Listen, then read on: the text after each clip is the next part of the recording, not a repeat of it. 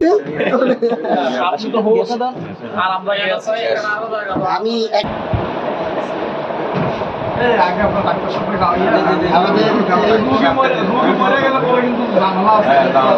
পরিবারকে ধন্যবাদ জানাই, পাশাপাশি ওনাদের শুভ জন্মদিন জানাচ্ছি 23তম জন্মবার্ষিকী উপলক্ষে।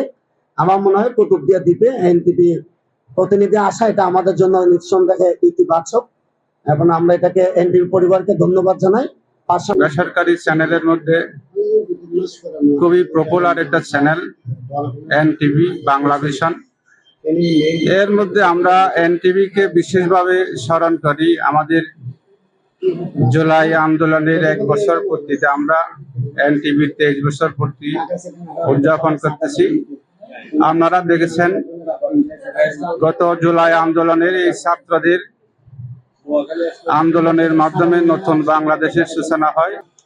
এনটিভি আসলে আমার যতদূর জানা 2003 সাল থেকে যাত্রা শুরু করে, এবং যাত্রা শুরুর পর থেকে তাদের যে ভালো কার্যক্রম বা বস্তুনিষ্ঠ কার্যক্রম এবং শিক্ষামূলক যে সম্প্রচার সবকিছু মিলায় তারা কিন্তু 11 সালে প্রথম বাংলাদেশি চ্যানেল হিসেবে আইএসও সনদ পায়। তো এটা আমাদের জন্য গর্বের ছিল। পাশাপাশি তারা 15 সালে বোধহয় অনলাইনে যাত্রা শুরু করেছে, এবং 15 সালে অনলাইনে যাত্রা শুরুর পর 17 সালে গিয়েই কিন্তু তারা মানে পুরস্কৃত হয়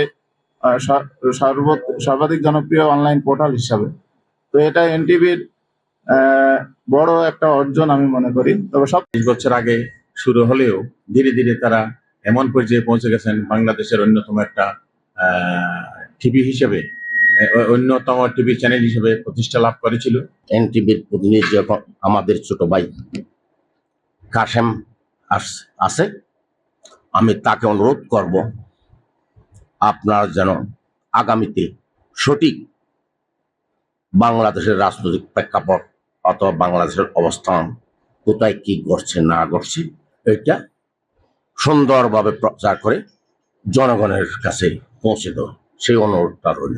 এটা হচ্ছে সময়ের সাথে পথ চলতে পারলে আমরা যে ঘা বাসাই না, আমাদের ঘা যে ভেসে যায় না, সেই বিষয়টা একটা এখানে খুব সুন্দর দৃষ্টান্ত। মেসেজটা থেকে এনটিভি কে একটা মেসেজ দিতে চাই আবুল কাশেম ভাইয়ের মাধ্যমে, যে যদি আমরা সত্যের সন্ধানে এবং মানুষের জনকল্যাণে থাকতে পারি, আমরা যে কোনো আবহাওয়া এবং প্রতিকূলে আমরা টিকে থাকতে পারবো। তো সেই জায়গা থেকে আমাদের আবুল কাশেম ভাই প্রথমে বিভিন্ন পত্রিকা লেখালেখি করতেন, এখন এনটিভির মতো একটি জনপ্রিয় সংবাদ মাধ্যমে উনি আছেন। ওনাকে শুভেচ্ছা এবং শুভকামনা জানাচ্ছি। এনটিভি সর্বদাই সত্যের সন্ধানে। আমি এনটিভি সহ এখানে উপস্থিত সকলদের উদ্দেশ্যে একটা কথা বলবো, আমরা সত্যের সন্ধানে ছিলাম, সত্যের সন্ধানে আছি এবং সত্যের সন্ধানে থাকবে, এই আশা ব্যক্ত করে সকলের সুস্বাস্থ্য কামনা করে